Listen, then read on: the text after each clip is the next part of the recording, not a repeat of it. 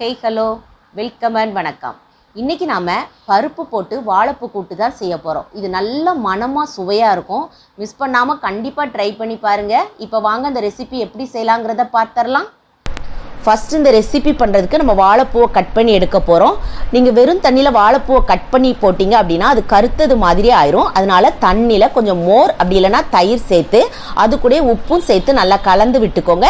இப்போ நீங்கள் பூவை கட் பண்ணி போட்டுக்கிடலாம்.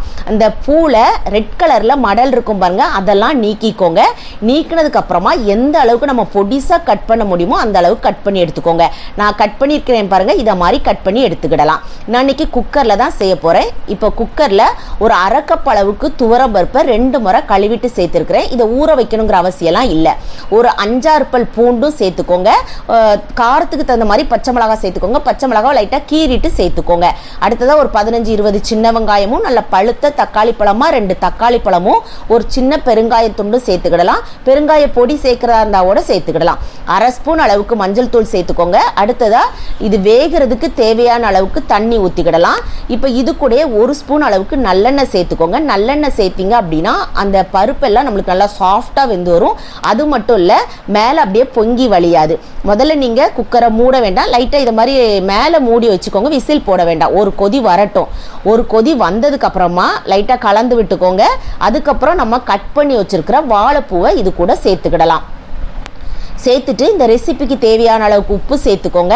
இது எல்லாத்தையும் நல்லா மிக்ஸ் பண்ணி எடுத்துக்கோங்க.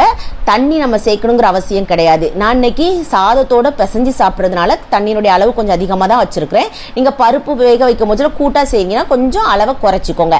இப்போது நான் இன்னைக்கு மூடி போட்டு 4 விசில் வச்சு எடுத்துருக்கிறேன். நீங்கள் உங்களுடைய குக்கருக்கு தகுந்தது மாதிரி விசில் வச்சு எடுத்துக்கோங்க. எந்த அளவுக்கு நல்லா குலைவாக பூ வெந்திருக்கோ அந்த அளவுக்கு டேஸ்ட் ரொம்பவே நல்லாயிருக்கும்.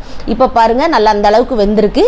இன்னும் நம்ம இதை தாளித்து விட போகிறோம். ஒருவேளை ஒரு 3/4 அளவுக்கு வெந்திருந்தா கூட அந்த தாளிச்சு விடும் போதுல மீதி அளவு நம்மளுக்கு வெந்து வந்துடும். இப்போ தாளிக்கிறதுக்காக ஒரு பாத்திரத்தை சூடுபடுத்தி அதில் 3 ஸ்பூன் எண்ணெய் சேர்த்துக்கோங்க. எண்ணெய் நல்லா சூடேறவும் 1/2 ஸ்பூன் கடுகு, 1/2 ஸ்பூன் உளுந்தம்பருப்பு சேர்த்துக்கோங்க. கடுகு நல்லா பொரிஞ்சு வரவும் 2 வரமிளகா சேர்த்துக்கோங்க. ஏற்கனவே நம்ம பச்சை மிளகா சேர்த்துருக்கிறோம். காரம் மட்டும் உங்களுக்கு தகுந்த மாதிரி கூட்டி குறைச்சி சேர்த்துக்கோங்க. அடுத்ததாக ஒரு பல்லாரியோ 2 இனுக்கு கருவேப்பிலையும் சேர்த்துக்கோங்க. இந்த வெங்காயத்துக்கு தேவையான அளவுக்கு உப்பு சேர்த்துக்கோங்க. நம்ம ஏற்கனவே பூக்கு நம்ம தேவையான உப்பு போட்டிருக்கிறோம். இந்த வெங்காயத்தை ரொம்ப வதக்கணுங்கிறது கிடையாது, லைட்டாக சாஃப்டாக வதங்கினா போதும்.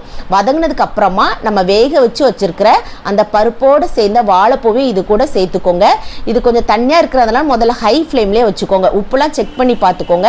ஹை ஃப்ளேமில் வச்சு நம்ம மூடி போடுறதுனால அப்பப்போ கலந்து விட்டுக்கிடணும். அப்படி இல்லைன்னா அடி பிடிச்சிடக்கூடாது. இப்போ பாருங்கள், ஒரு 5 நிமிஷத்தில் இந்த அளவுக்கு பக்குவத்தில் வந்திருக்கு. நான் இன்னைக்கு சாதத்தோடு பிசைஞ்சு சாப்பிட்றதுனால நான் இதை இப்போவுமே ஆஃப் பண்ணிடுறேன். ஆஃப் பண்ணதுக்கப்புறம் இன்னும் கொஞ்சம் கெட்டித்தன்மையாகும். உங்களுக்கு இன்னும் கூட்டு பதத்துக்கு வேணும் அப்படின்னா இன்னொரு 5 நிமிஷம் மீடியம் ஃப்ளேமில் வச்சு எடுத்தீங்கன்னா இன்னும் நல்ல கெட்டியான தன்மையோட கிடைக்கும். இது உடம்புக்கு ரொம்ப நல்லதும் கூட. வாரத்துக்கு ஒரு முறை இந்த கூட்டை நீங்கள் செஞ்சு சாப்பிடலாம். கண்டிப்பாக ஒரு முறை இந்த மெத்தடில் செஞ்சு பாருங்கள்.